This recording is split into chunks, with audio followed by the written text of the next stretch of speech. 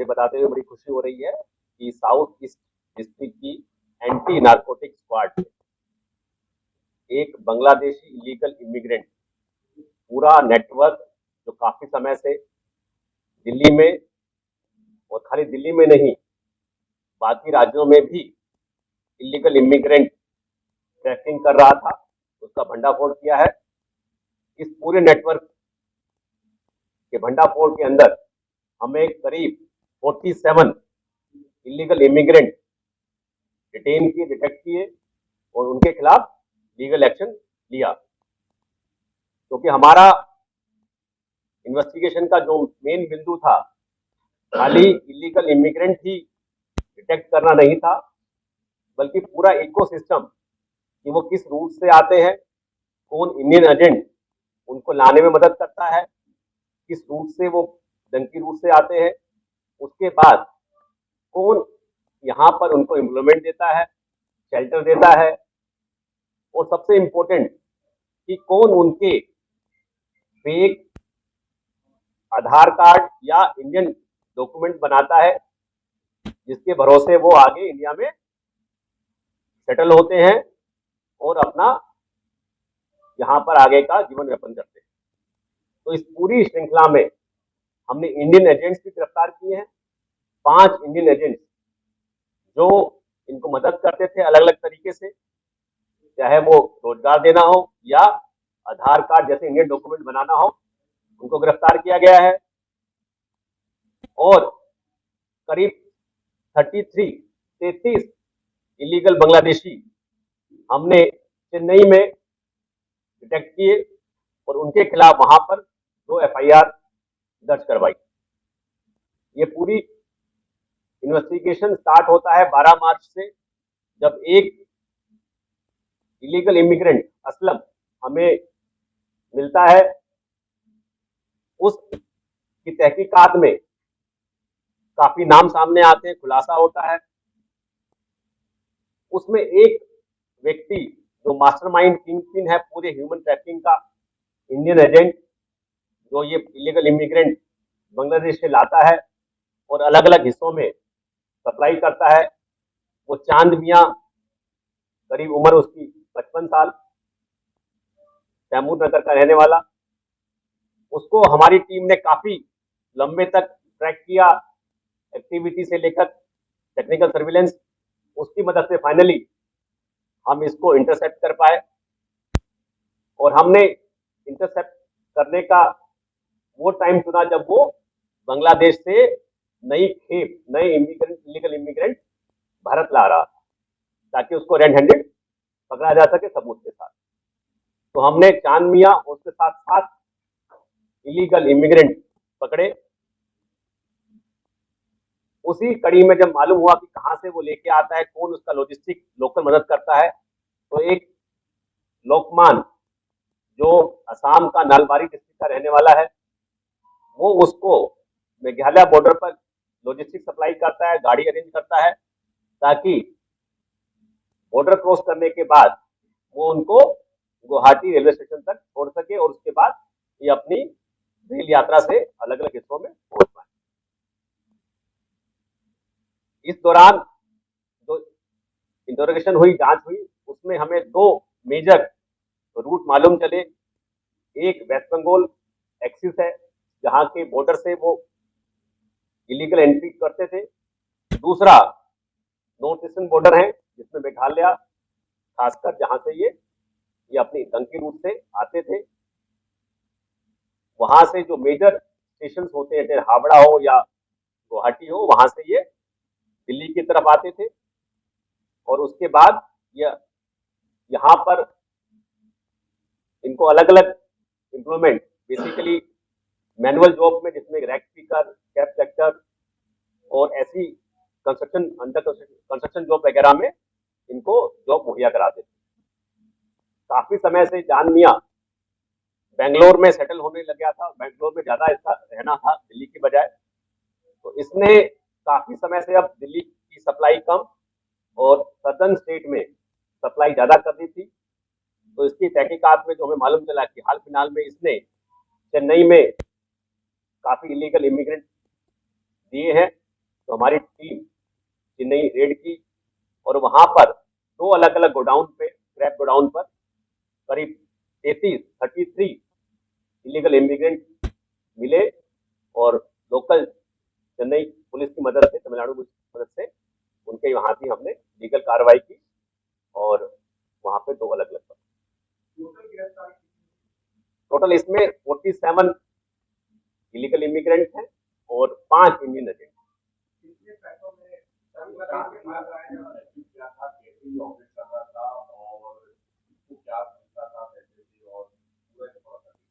चांद मियां खुद एक इलीगल इमिग्रेंट है।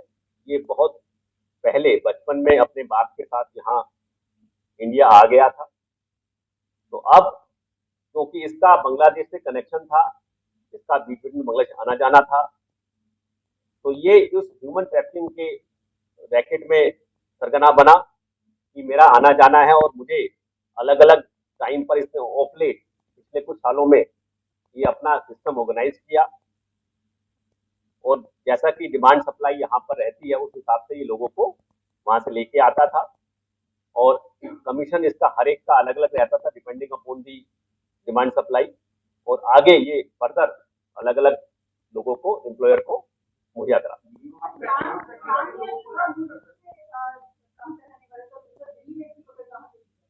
दिल्ली, ये रहने वाला बांग्लादेश का ही था और अभी दिल्ली में ये तैमूर नगर का निवासी।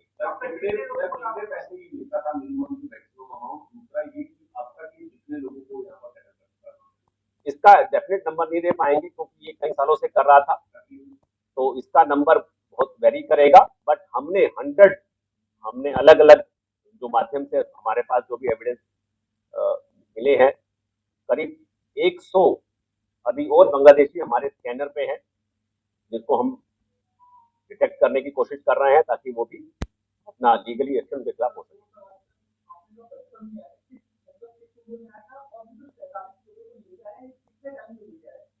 ये बचपन में 5 साल की उम्र में ही भारत आ गया था, तब से भारत ही रह रहा है और ये अलग अलग खेप में लेके आता है। जनरली एक इंस्टॉलमेंट में 5 से 7 के आसपास आदमी लेके आता है।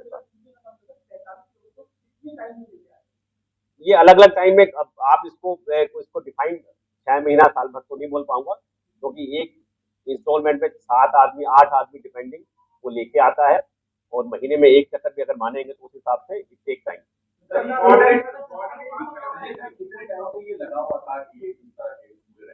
अभी तक जो इससे प्रारंभिक जांच हुई है उसमें करीब 3 से 5 साल का इसने एक्सेप्ट किया है कि मैं इतने सालों से यहाँ पर ये काम कर रहा हूँ।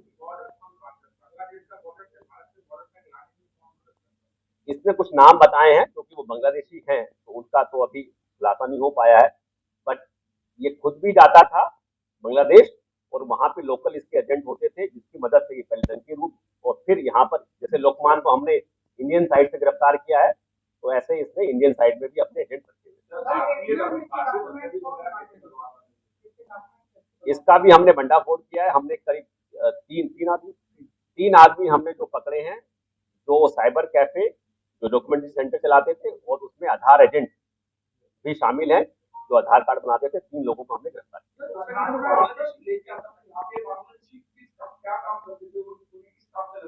ये मोस्टली लो वेजेस वाले काम होते हैं जैसे रैक पिकर, स्टेप कटर या टेंट वाले के यहाँ या कंस्ट्रक्शन वर्क में इसमें ज्यादा। इसमें अभी हमारे पास ऐसा क्रिमिनल रिकॉर्ड उनका नहीं मिला है क्योंकि ऑफ लेट ये नए ही केप आई थी, उन्हीं को हम इमीडिएटली डिटेक्ट कर पाए।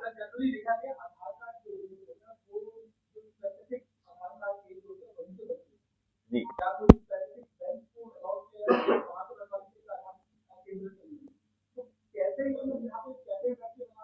नहीं, कैफे में नहीं, कैफे में इन्होंने फेक जिसे कहते हैं टोटली फोर्स डॉक्यूमेंट जनरेट किए।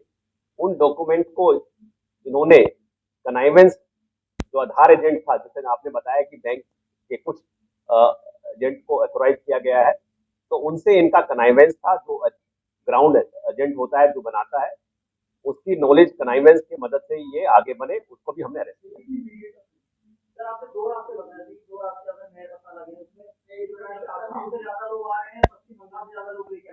ये दोनों से ही लेके आता था, दोनों से ही लेके आता था।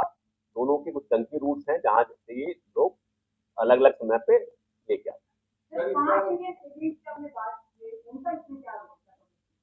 जैसा कि बताया, 3 तो हमारे इंडियन एजेंट जो आधार कार्ड बनाते हैं वो लोग थे, इसमें साइबर कैफे से लेकर आधार कार्ड एजेंट तक शामिल हैं, और 2 जो एम्प्लॉयमेंट प्रोवाइड कराते थे इनको, उनको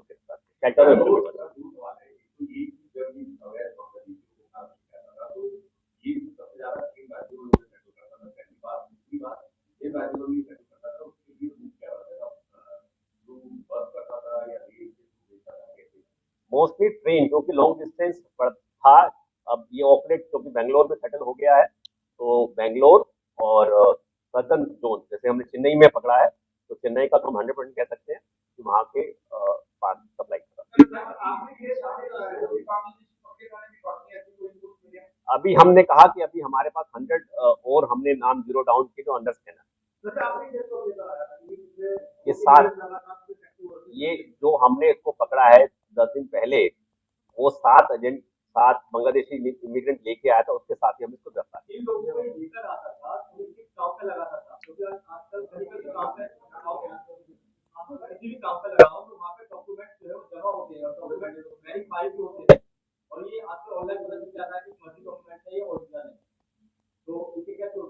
जैसा कि बताया कि कुछ तो ये आधार कार्ड अपने बनाते थे, और दूसरा क्योंकि एम्प्लॉयर को लो वेजेस देने में इंटरेस्ट था, तो वो ज़्यादा वेरीफाई ना करके कि आपको ये बेसिकली ऐसे अनऑर्गेनाइज्ड सेक्टर में जहाँ पर ज़्यादा पूछताछ ना हो, रैप है, रैक स्पीकर है, ताकि वहाँ पर कोई ज़्यादा इंटरेस्ट नहीं होता एम्प्लॉयर का भी, और वो ऐसी अनऑर्गेनाइज्ड सेक्टर में इनको एम्प्लॉय करता है। पहले ये वैसे आते हैं और धीरे धीरे फिर इनके आइडेंटिटी कार्ड भी बन जाते हैं।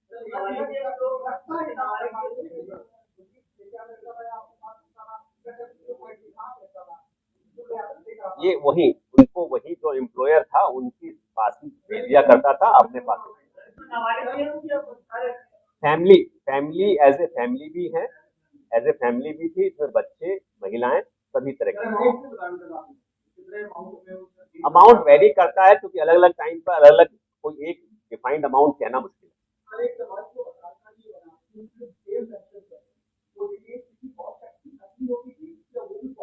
ये टोटल फेक जो आप पीडीएफ राइटर से पूरा किसी और का लेके पूरा ही चेंज करके उसका नाम पता सब वो टोटली फोर्स डॉक्यूमेंट के बेस पे ही